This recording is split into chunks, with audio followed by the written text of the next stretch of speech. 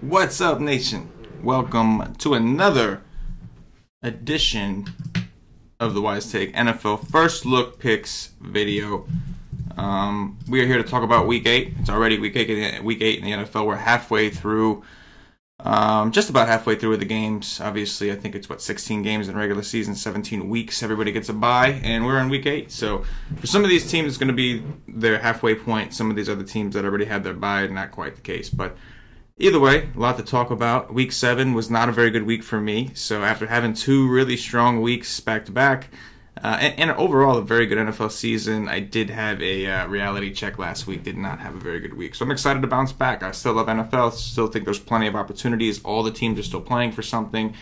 And now we have NBA, which is a great thing overall. We have NBA, which gets us through the week while we're waiting for football, first of all, and also gives us something to grind out during the week to get our bankrolls higher, which obviously NBA is just a great DFS sport. It's a lot of fun both to watch the games for. It's a lot of fun to pretty much do everything. So super excited about the NBA. The only problem is a lot of times people get caught up in the NBA once it comes, and then their NFL play kind of takes a dive because they're so focused on NBA that they're not really paying attention to the NFL stuff, NFL structure, all those kind of things. So I'm trying to do these videos to keep us kind of on track. We're still going strong with NFL at the Wise Take Nation. We know what we're doing, and we're going to continue to provide that solid NFL content. I thought content-wise we had a lot of good stuff, especially Paulie. He was on a lot of things like Marlon Mack. There were a lot of different things. Tyreek Cohen, obviously, that we got right. But for me personally, it was not like. For me, is the value receivers that would hurt me. Settling for the value receivers, playing a lot of Zeke, kind of ignoring the other options that were there is what hurt me. So this week, we're going to try to be a little open-minded. We do have some news. We know Amari Cooper was traded from the Raiders to the Cowboys, so we're going to want to look and see, at least in cash games, if we could take advantage of any open opportunities there. And we also have Marshawn Lynch, who's hurt, right? Marshawn Lynch is going to miss like a week. So the Raiders are going to be pretty thin. And there should be some underpriced guys that we can take a look at. There's some overpriced guys like Jared Cook, which we have to consider also. But we'll take a look. Let's go ahead and dive right in. Real quick, those of you that do not know me, if this is your first time tuning in, do me a favor, subscribe, hit the like button. We're trying to grow the likes. We want the likes. We like these free videos. Hopefully you've already seen our podcast that we do Monday through Friday for NBA. MLB. We also do one show a week for NFL with Patio Joe and Paulie D. And let me do this. We have a lot of awesome content here at the Wise Take Nation. Make sure you subscribe to the channel and hit those like buttons to show us some support. In the meantime, I was gone last week, so I didn't keep this show as interactive. This week I'm back at home base, so I'd like to keep the show interactive. So if you guys want to follow along in the YouTube chat or whatever the case is, go for it. I'm going to be monitoring that, taking your guys' thoughts into consideration while we go through. This is a first look lineup. I've been busy catching up with some stuff at the Wise Take Nation. Business-wise, been busy catching up on NBA things. So this is my first look. I took a brief glance at the slate before we started doing this video, but let's kind of feel it out. We already know what injury situations to key in on, at least some. We'll see if things open up later. And another thing, guys, this is a first look. It's Tuesday, 12:52 p.m. Eastern, so a lot of things are gonna change. I do post an article. Both for cash games for DraftKings. Patio Joe covers the FanDuel builds. And then I do a GPP notes article at wisetake.com for people who are subscribed with our premium service, premium membership. We are a Wise Take DFS content provider, but we're also a community. So I recommend you guys check us out over there. But I'll do that plug over at the end. In the meantime, you can follow me on Twitter if you haven't already at CK_013. And, of course, follow the Wise Take Twitter for any promotional stuff. Also, whenever content comes out, that's at Wise_Take. Make sure that you're following these on Twitter. It's very, very important. If you play DFS and you don't have a Twitter, that could hurt you, especially in a sport like NBA. So make sure that, you're getting on the goods. Without further ado, let's go ahead and pull up the slate and get down to business. So we're looking at quarterbacks here. Patrick Mahomes is viable in all formats. I know we try to pay down on DraftKings at quarterback and cash games, but what this guy is doing is just too crazy. As of right now, he's got a 20.82 floor, and he was 6'2" that day. going up against arguably the best defense in the league. So if you want to play Pat Mahomes, if you just want to plug him in and play him in all formats, I'm totally fine with that. I'm not going to knock it. He's playing Denver, already had success against Denver in the altitude. Now he's going to be at home where he's a little more comfortable. You do have to wonder, he got 25 in a game that was relatively close. If they happen to blow him out, which I do think the Chiefs blowing teams out at home this year is going to be a thing, that could hurt, but at 7K, really not that terrible for what he's done. His upside has just been phenomenal. Aaron Rodgers also definitely interesting against the Rams. You got to think that the Packers are going to be competitive here. Rodgers is throwing the ball a ton, and he's done these 30-point outings. He's done without two of his receivers. He's been missing Geronimo Allison and of course Randall Cobb. Both guys are expected to practice this week, so we could see them back. And if we do, it's only more weapons for Aaron Rodgers. I know the Rams' defense has been pretty good, but we do know that they can have points put up on them. We did see Seattle put up a lot of points, albeit mostly through the ground. But it's Aaron Rodgers, right? Like, you're going to use your best players, and Aaron Rodgers is the best player on this team. I think he makes a lot of sense for tournaments this week, especially in your Gurley builds, who we'll talk about later. But Rodgers, obviously a great candidate. Andrew Luck, just getting it done. Last week, only threw for 156 yards because that's all he needed to do. He still got 4 touchdowns. So at this point, it's just seeming like his floor is raising. We saw a couple games earlier this season where he wasn't throwing the ball down the field. But he's playing the Raiders, right? Another team that's just not a very good defense. So I do think that Andrew Luck is going to be in play each week. And that Oakland game is kind of enticing already. We know, at least for value, because we know that Oakland got rid of Amari Cooper and they lost Marshawn Lynch. So we'll talk about that more in a second. Andy Dalton at home. It's not a situation where I don't love playing Dalton in cash. I've done it before, and it hasn't really hurt me too bad when I've done it. But this is a situation that's a little scary. 6-2 for Andy Dalton at home. You can see that his floor is low. He played Kansas City, not a great defense, didn't have a very good outing. His team got destroyed, though. Didn't do very well at home against Pittsburgh from a fantasy perspective. Didn't do very well against Miami. He's playing the worst secondary in the league in Tampa Bay. And he's home. So he's going to have that advantage. I do think Dalton is in play this week. In tournaments, for sure.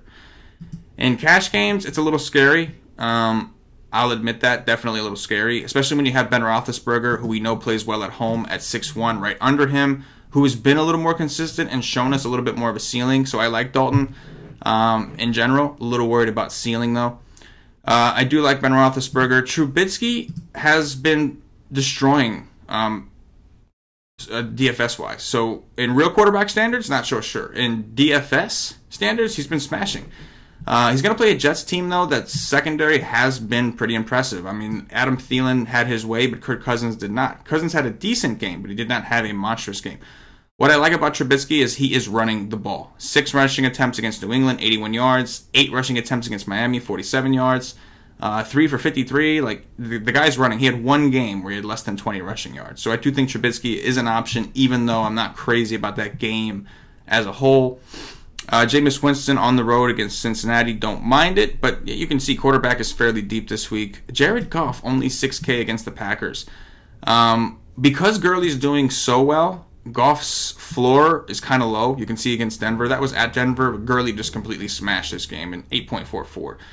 We'll have to see if he gets cut back. If he gets cut back, that's huge for Goff, and I'm going to like Goff a lot more than I do right now. He's only 6K. That's a really low price for a guy that has a 42 ceiling, especially at home. He's played 3 straight road games. Keep that in mind. Just keep that in mind. You can see here where he had that stretch, that homestand for weeks 2 through 4, 22, 29, 42. So he does seem to play better at home, and he's going to be at home against the Packers. So the Packers secondary has been a little improved. I'll admit that. They've typically been beat through the ground according to DVOA standards, but Goff at 6K in tournaments is definitely enticing. We've got Cam Newton, but he's against Baltimore. Definitely not a cash game way to go in tournaments. Maybe, I guess. Baker Mayfield against Pittsburgh. Baker Mayfield is on the road. Barely kind of got there against Tampa Bay. Really didn't like what I saw. And now he's on the road again. Stafford against Seattle, I do think, is an option. Obviously, Stafford has been kind of middle of the road. You got to wonder about ceiling. But at 5.6, that's a really good price for a home team. Then I think the lowest that I would even I guess Derek Carr, who is apparently questionable. I didn't realize he was questionable here. This is going to be kind of interesting because he doesn't have Amari Cooper. Carr's been all over the place. Had a monster game against Cleveland. Everywhere in between, it's pretty much sucked. But he's only 5'2" when he's playing Indy. Indy's defense has been better. But obviously, that's not like they're on the road. It's not exactly the same. I'm not willing to say that they're a defensive juggernaut just yet. They had a good game against Derek Anderson. So a lot of things to consider. Case Keenum here against Kansas City, probably a GPP only play. Didn't throw a ton against Arizona, just didn't have to. His team did all the work. But in situations where he's had to throw, he has gotten us near 20, and 5-1 is a really low price. He did not do well against them at home, and that concerns me a lot. Don't get me wrong, it definitely concerns me quite a bit. But in tournaments, in the mid-20s at 5-1 for that possibility in a situation where they're probably going to have to throw because they're probably going to be trailing, it's not the worst idea. For now, again, I'm going for it's not really a cash or tournament anything. I'm just kind of going with a first look of just kind of throwing something together. So I think for now, let's see if we can make it work with Rodgers. If I'm going to play Rodgers, I kind of want to throw Gurley in there with him. Now you can see we're already investing quite a bit of money just with these two guys, Rodgers and Gurley. Let's plug in a defense just so we have something in there. We want something that's cheap, but we want something that's reasonable as well. Not a ton that I'm seeing right now that's very appealing. Don't want to necessarily plug in the Colts just yet because I have a feeling that there's going to be some value raiders we want a piece of, and I know that won't correlate well. So even though it's a first look lineup, I don't think that's what I want to do. The Niners, right? Maybe. Not that the Niners defense has been awful, but they are playing the Cardinals, who I think Rosen is out. Let's just double check. But I think Rosen is expected. Yeah, he's questionable. Josh Rosen is questionable. He ditched his walking boot. He's doing well and should be ready to go Wednesday. Okay, so he very well may play. Either way, we're just plugging something in here. Do I love the 49ers defense? Am I ever going to love the 49ers defense? No. But I'll plug them in. They're only 2,500, so they'll let us do whatever we want to do. Let's take a look at tight end. I like to get these positions out of the way first when I'm doing my builds. I already got the game that I'm kind of heading to. Now let's figure everything else out. You know what I'm saying? So for tight ends, Jared Cook, I would expect to see a pretty good volume of targets. Prefer him in tournaments because $5K for a tight end on DraftKings could be tough this week, especially when you're trying to jam in the running backs. And for cash, his range of outcomes is just too different. James, Browns defense only 2,100. Yeah, but playing the Browns defense against the Steelers in Pittsburgh is scary as fuck. You know what I'm saying? It's not that's scary as fuck. I know they're only 21, and I know they've been pretty good, and they have. And I think in tournaments, you don't want to ignore them. But Connor's in a really good spot. Ben Roethlisberger at home is a whole different kind of quarterback. But that is a good point. Browns defense 2,100 if you're looking for a punt. If you're just going off of game log watching and points, they get points. Even last week against Tampa Bay, 14 DraftKings points. So they've been a pretty solid way to go, only getting negative points once, and that was against the Chargers. And that was at home, which was surprising. But for this example, I'll stick with the Niners. All right, going back to tight end. So we got Kelsey up top. Obviously, he's in a phenomenal spot, definitely in playing tournaments, especially if you are playing Mahomes. Greg Kittle against Arizona, the target volume has been nice. He's been performing well, but the price is kind of steep. I do think that Kittle is definitely in play in tournaments. Ebron, let's take a look at Ebron. So 7 targets with Hilton back last week. We did see a reduction in his targets. Even against the Jets, we saw kind of a reduction, but he's still getting a solid amount of looks, and he's only 4.9. The range of outcomes seems a little less variant with him, so we'll have to see. If Doyle is for sure out, then I think that we can look to him. We do have Rodgers, so we can look at Jimmy Graham. Jimmy Graham's targets have been up, but he's been enjoying these raised targets without the likes of Randall Cobb and Geronimo Allison. If they come back, maybe his targets take a dip. It's a possibility. Njoku got the job done for us last week. Wasn't pretty. We had to wait till the very, very end for him to come through, but he came through. He was chalky as all hell, and he came through. Only had 6 targets. A little concerning, but it's Baker Mayfield. They're on the road again. I think they will continue to lean on him. We got Jordan Reed, who I don't mind. Evan Ingram is back. He's only 4.3. Only had 4 targets against Atlanta. Maybe they're trying to ease him in. I'm not sure. Greg Olsen at 4.2. I'm sure, like we've seen, they haven't been using him the way they would like to, and obviously it's because the dude's constantly getting fucking hurt. O.J. Howard, 9 targets, 4 targets, 3 targets. At least he's cheaper, $3,900. He's been performing. Don't mind O.J. Howard. Vance McDonald, not really going to be a lock. We know that it can be variant. We saw that Atlanta game where he was chalk and only got 2 targets in the game.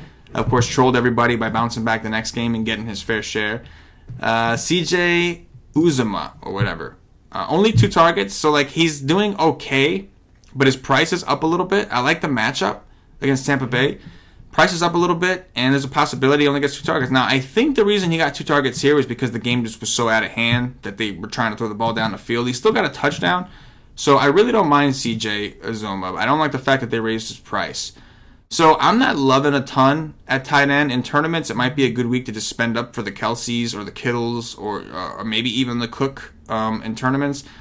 In cash, when you're not looking to spend up, it's still kind of ugly. Like I think O.J. Howard is probably like the cheapest and most viable combined. I like Njoku a lot, like I said, but he's 4.6. You're not saving a ton, and we need money. We need some salary. We're already pretty expensive with Rodgers and Gurley. We may have to come off that if we can't find something suitable.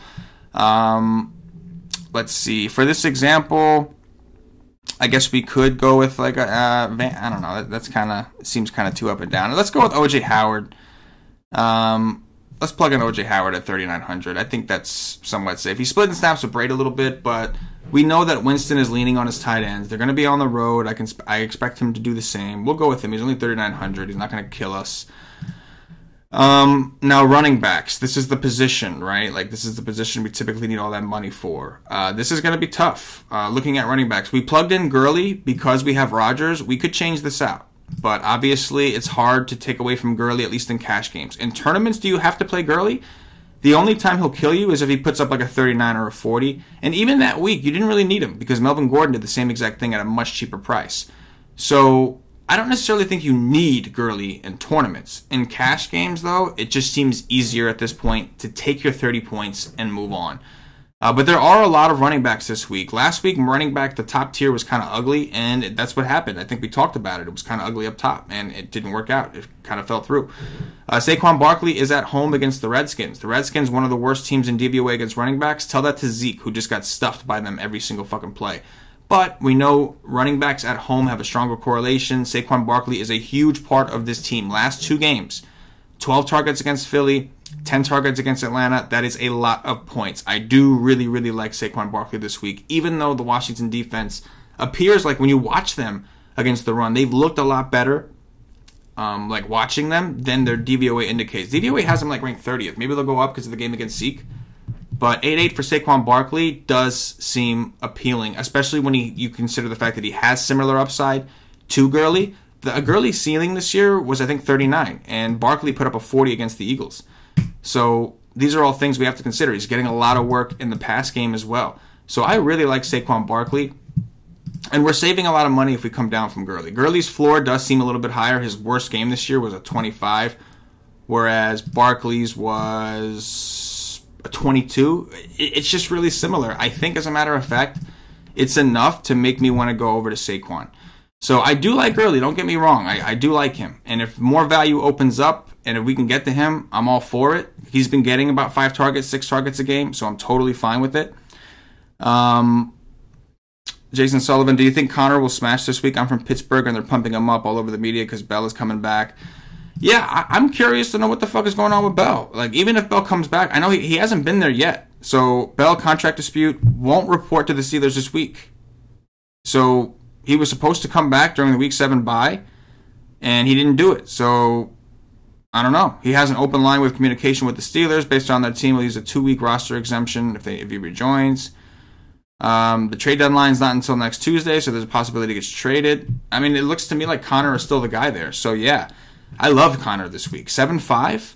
7.5 for a guy that got 7 targets and 19 attempts against Cincinnati on the road. Went for 30 2 weeks in a row. Now he's going to be playing Cleveland, a team he destroyed in Cleveland earlier this year. Do I think he's going to get 31 carries and 6 targets? No. But do I think he needs that? Not necessarily. Cleveland is on the road. We know we like running backs at home. I like Connor a lot this week. He was going to be the second guy I was plugging in regardless. It was just a matter of, can I save money from Barkley? That's kind of where I was. But I love Connor this week for sure. So we'll plug him in there because I was going to click him anyway. The question is what to do here. I think Saquon is fine. Let's just analyze some of these other running backs, though.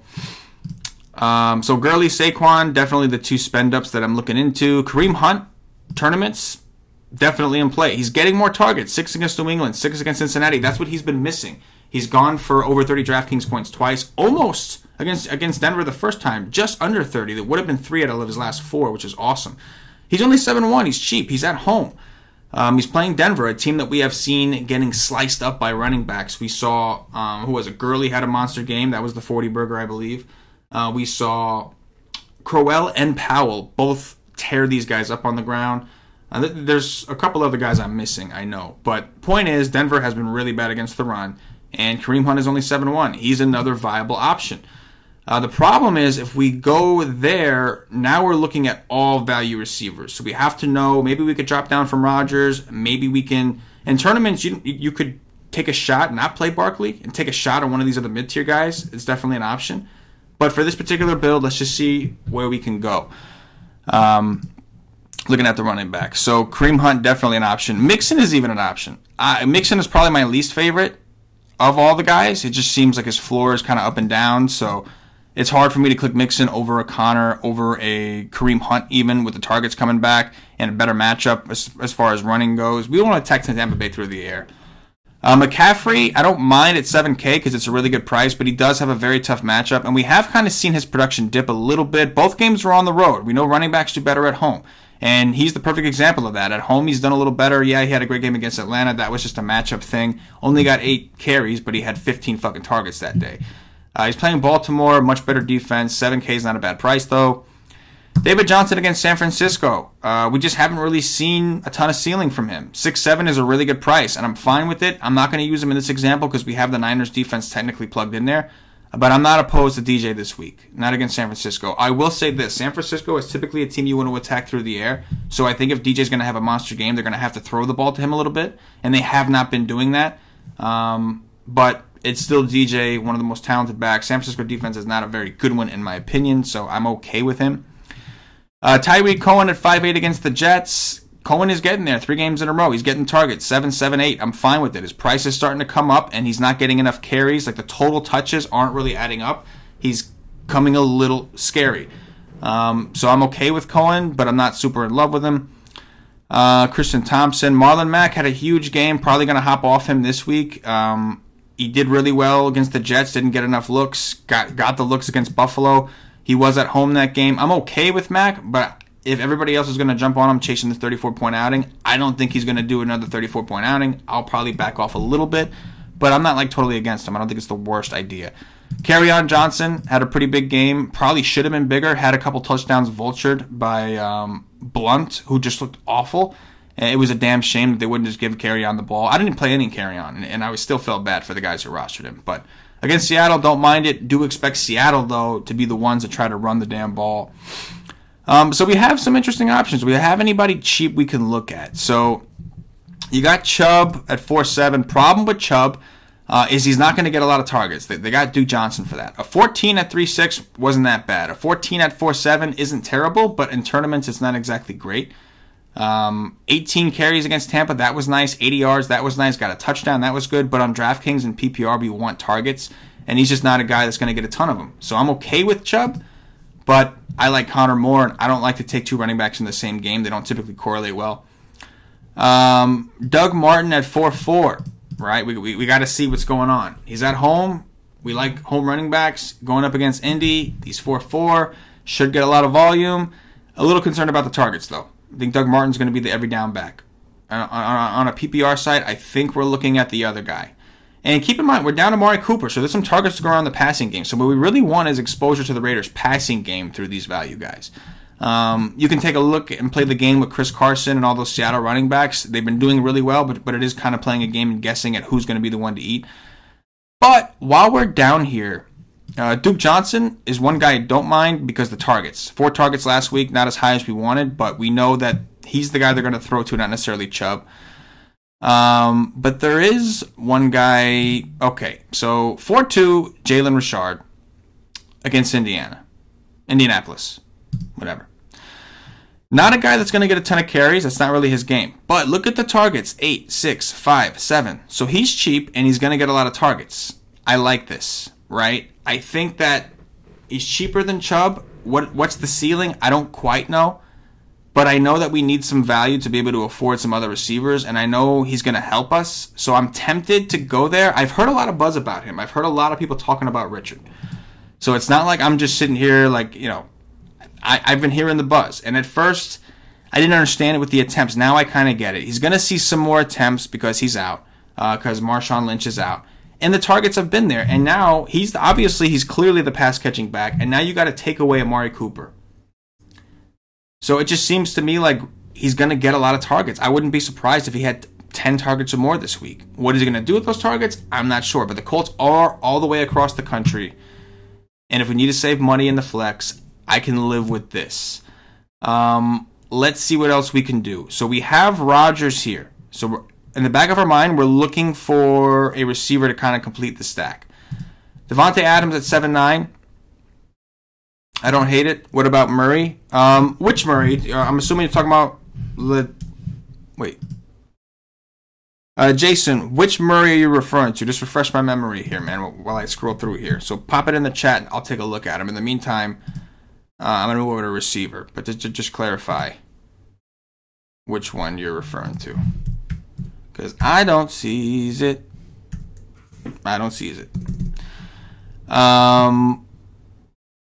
Wide receivers, Tyreek Hill at the top, tournament play, 10 targets, 12 targets. He's getting the targets, monster upside, but he's 8-6 against Denver.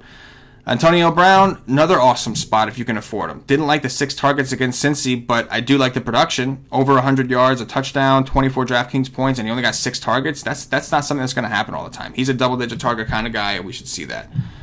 Latavius Murray is... I don't think Minnesota's on the slate this week, Jason. Are they?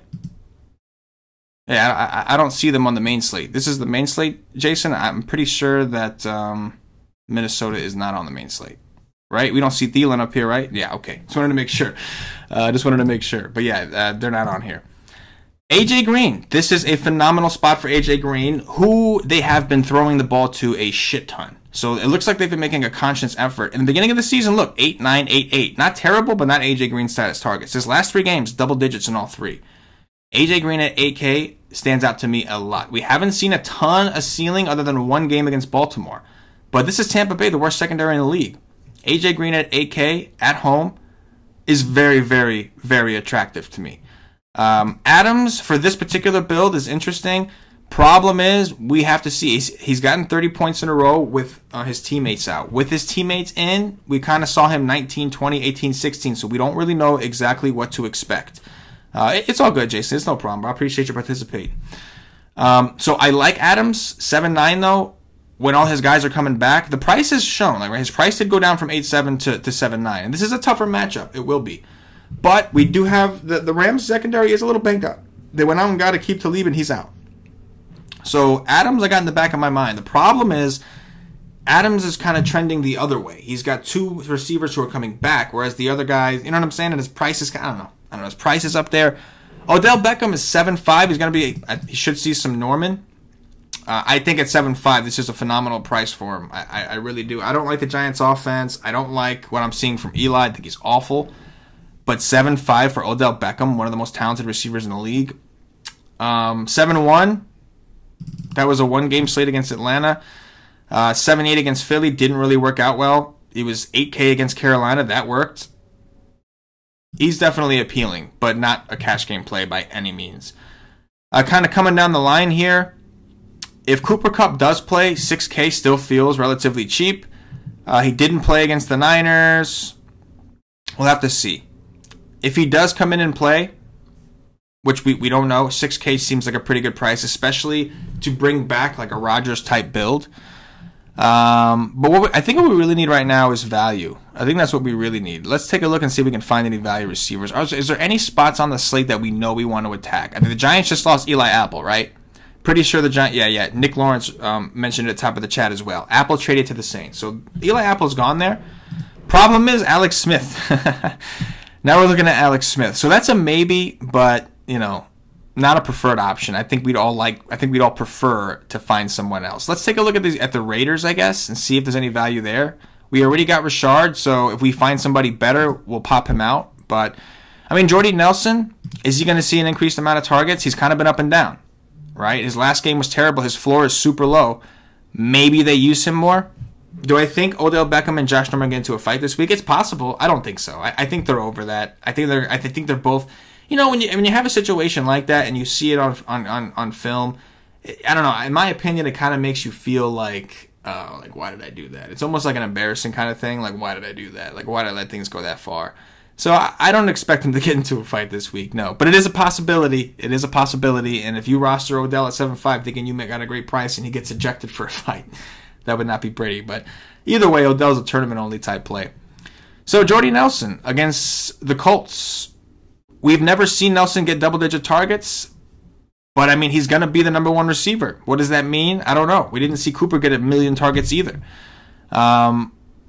Seth Roberts, concussion, he returned to practice. He's been getting a decent amount of targets, 7 and 6.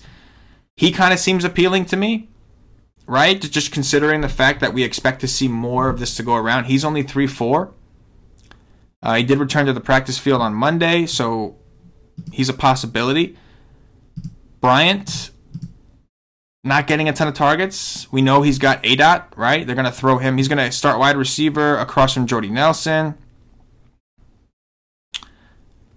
Possibility. So there is some value to look at. Seth Roberts, in my opinion, has normally been the guy. 6 targets against Seattle, 7 against the Chargers. Like, I'm kind of comfortable with this because he's really cheap. Nelson would be the guy everybody would expect to go to at 4.7, right? Like, we'd all just expect that Nelson's going to see volume because he's going to be the number one receiver. So 4.7 does seem cheap for a number one receiver. Derek Carr should still be there, at least this week. We'll see what happens. It's kind of a tough one. I think for now, let's just mess around with Roberts. Let's see what Roberts does for us. We'll go with Roberts because he's extremely cheap. Now we got something to work with here. We've got 66.50. That definitely helped out a bunch. Again, guys, this is a first look lineup. We'll have to see how things progress throughout the week. I think in cash, I would have just gone with, if I was looking to do this in cash, I probably would have just went with, what's his name? Nelson as a number one. But again, like, we don't want too much exposures to the Raiders, unless, like, in a build where we're not playing, what's his name? We already have Richard here. So we got 2 value Raiders guys already. We don't want to go overboard. So for now, we'll stick with that. All right, so 66.50. Could we find another value guy? We could look at Watkins. Vantless Scalding, unfortunately, with those guys back, I think is going to take a back seat. Godwin against Cincinnati, don't mind that if it gets us AJ. So it would get us AJ. We would technically be able to get AJ here. So if we went with Godwin, we can plug in AJ. We still, like, don't have the correlation receiver, so we'll see what we can upgrade. Can we upgrade anything here from Richard? Not really. Would have been a good spot for Lynch, but not going to happen. Don't love what I'm seeing here, so we'll go back to Richard and look for another pairing. But I do think Godwin is a nice value play again. Like, Winston's going to throw to him. He's talented. Not as afraid of the Bengals defense. A problem is we already got O.J. Howard, so I don't really want to, get too frisky with those guys. All right, so we have Rodgers as our quarterback. We can either change him or we can just try to make it work with one of these guys. Let's take a look and see if there's somebody we want to pair with Rodgers here. So obviously Devontae Adams is an option. That's kind of the obvious, right? Like, we know that. If we were to go with Adams, I would want to bring it back with a Cooper Kupp, assuming he's playing. We don't know. And then Randall Cobb is another cheap guy. He's participating Tuesday. Since we have an informal Tuesday practice, it appears Cobb will be limited full bar. What is it, champing? So at 4.9, maybe we go with Cobb as the guy, and then this way we can still pay up for a non-Packers receiver. Let's see what happens. We can certainly afford AJ Green in this build, which I'm comfortable with. we still have some money to upgrade. I don't know right now if I see a ton of places that I want to upgrade. I guess the defense is one place we can look. Maybe we can go with the Ravens. So this is just one example, guys. Like, realistically, I would think with a Rodgers build, I would want somebody coming back. So I would try probably to get Gurley, which is obviously going to make things tough. I'd have to come off of AJ Green, and go figure, the guys that are down there are his teammates. I guess technically we could go up to, where were we with the Niners D? That would give us 7-4 here. We can go with the Schuster. We can go with the Landry. I don't hate those ideas. Anyway, guys, that's just a rough draft to kind of get us thinking about things. Pretty interesting week for tournaments, for everything. Boyd home game, I want that cat. I see that. Crabtree, I think is okay. I think attacking Carolina with receivers isn't a terrible idea. I want that cat. Boyd home game. Yeah, I'm fine with Boyd. John Ross is back. He's going to stretch the field. Terrible secondary. Boyd is in a phenomenal spot. I do like Boyd if you can't get Green in there. I do. I think that that is one place that you can certainly look. A lot of different ways to go. Cash is going to be interesting. We're going to have to wait for news. I think we're going to want to be looking at some of this value. Expect the Raiders value to be chalk. I expect Rashard. I expect some of these other guys, Jordy Nelson, to grab some ownership. So just keep all that kind of stuff in mind. Lot to consider. Don't forget, check us out at wisestake.com, guys. Follow the Wisestake Twitter. We put out promos and all kinds of good shit, discounts and all that. So definitely make sure you're following us on Twitter at wise_take. Aside from that, guys, this is going to be a fun week. I'm super excited. You can follow me at CK_013 on Twitter.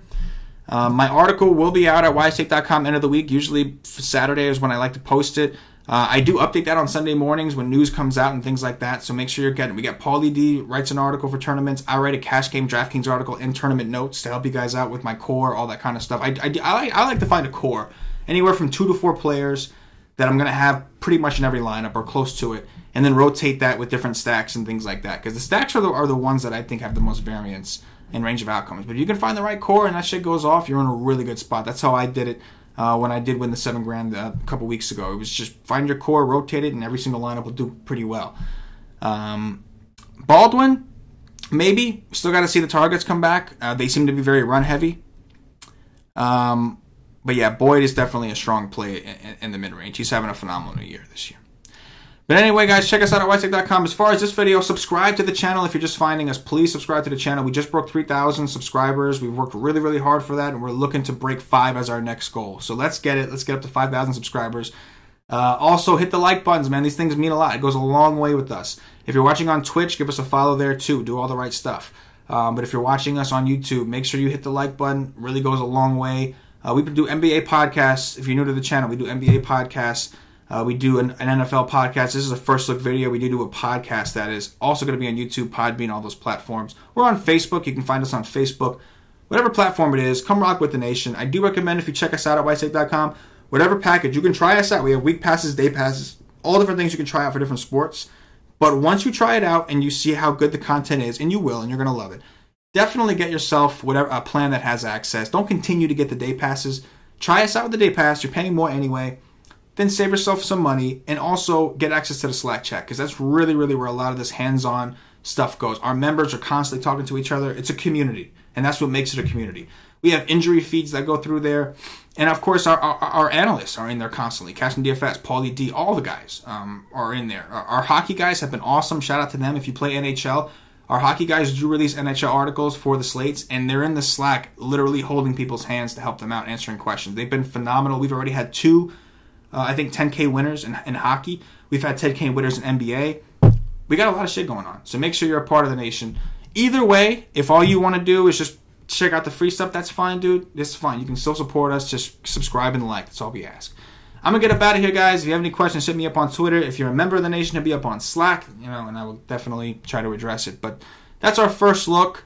I'm sure a lot of shit's going to change. A lot of decisions to make. Running back is pretty loaded. We want to save money, we want value, but we have some loaded positions. Wide receiver and running back are very loaded. I'm going to get up out of here. For myself, the entire Wisestake Nation, as always, good luck. Yeah.